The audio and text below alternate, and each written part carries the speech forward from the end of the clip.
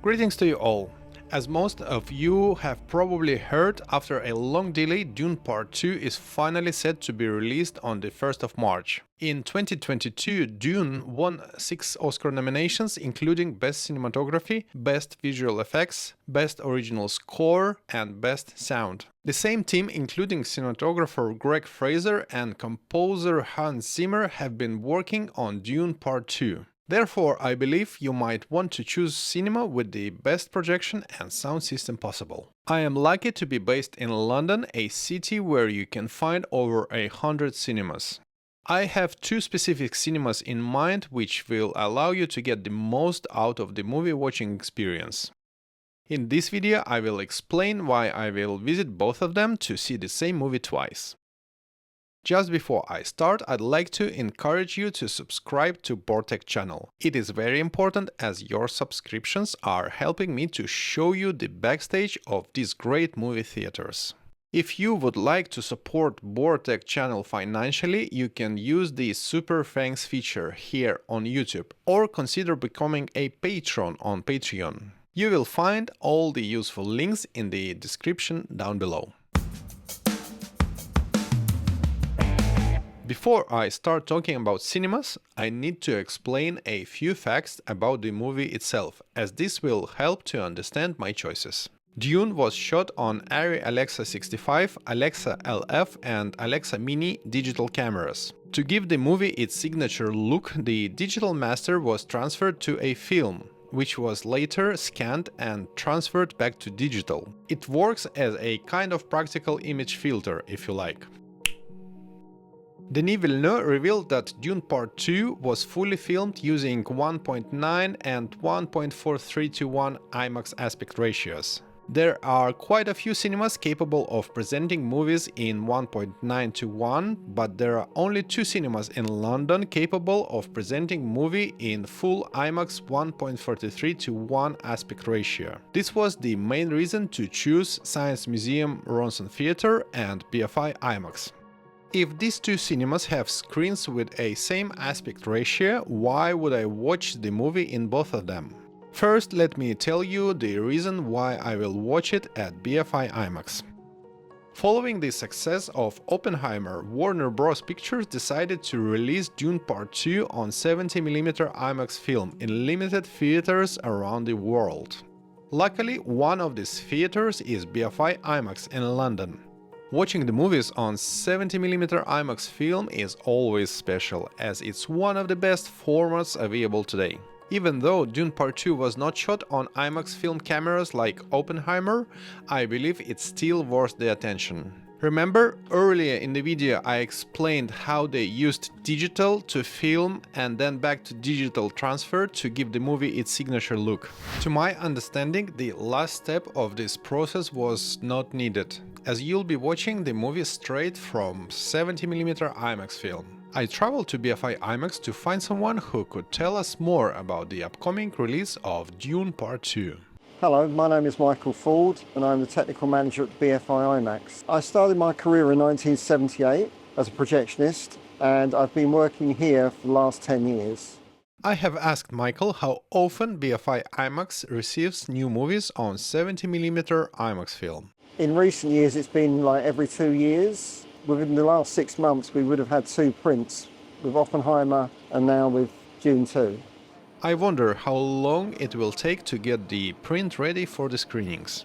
It's taken my team about 3 days because we're not under so much rush now to get it made up, so we're taking our time over it. Could you share some technical details of this print? For example, its weight and running time. Yeah, it's near to 200 kilos. The film runs 2 hours 46 minutes, so it's 3 reels shorter than Oppenheimer. After the print is fully assembled, does it have to be checked or tested?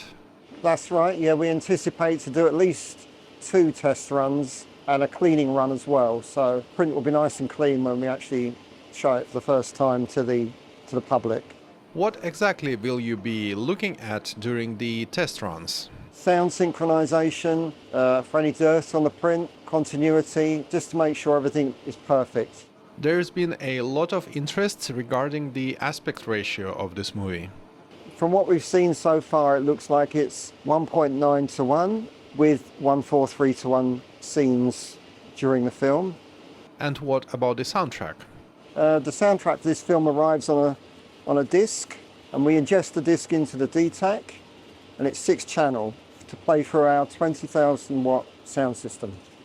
Even such a ultimate format like 1570 IMAX has some limitations. As it was developed quite a while ago, its maximum number of channels is limited to 6. If you remember, first Dune won an Oscar for the best sound. I have hopes that part 2 could even exceed our expectations.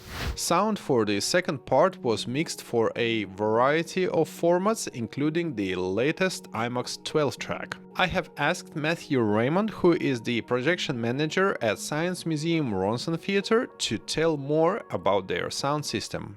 So here we have our 12 amplifiers in the rack here. So when we run 70mm film, we use 6 of these. So we have a 6-channel system generally, and when we're running Dune Part 2, which is coming out in March, we'll use all 12 of these amplifiers. If you want to see it in 1:4:3 aspect ratio, we are one of only 2 places in the country that you can see it with a 12-channel audio and a 1:4:3 aspect ratio. Last time I was here, I captured the assembly process of a 70mm IMAX film print. As a comparison, I have asked Matthew to demonstrate what happens after they receive a digital copy of an IMAX movie. So with Dune Part 2 coming along, this is how we receive the film print, I say, but the film drive, should I say, digital drive. Comes in a shipping container like this, and the inside is just a small hard drive with the film loaded onto it. And it's pretty much power for a hard drive, and then a USB connection. Plug in the back of the drive, back of the projector. So for example, Oppenheimer feature film, 3 hours long, would take an hour to an hour and a half to transfer across the IMAX system. And when we transfer the film across, we try to do it when we have clear time. There's nothing running through the projector. Whilst you can do that, the film will take longer to load, and it also may impact the running of the show that we have. So we try to keep away from that. When there's no shows running, we'll put this on overnight, or when we've got a clear run. So after the hard drive has been plugged in and powered up and connected, we come over to the SMS controller for the projector, and we go into the content tab. On here, it will say ingest content. So we'll scan the USB that we wish to load content for. So as we scan that, the screen will then populate all the files on there that can be loaded on. We select the file, press ingest, and then away it goes. I know that many of you have been waiting for this movie to come out. If you like the look of the movie projected from film, then perhaps the BFI IMAX could be your choice.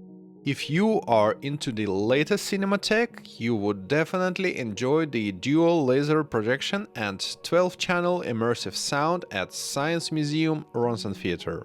However, if you love cinema as much as I do, go and try them both.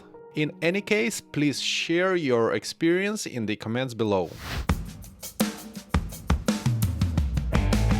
Before I wrap up, I'd like to thank BFI IMAX and Science Museum in London for assisting me with the production of this video. Thanks again for watching, and I'll see you soon. Goodbye.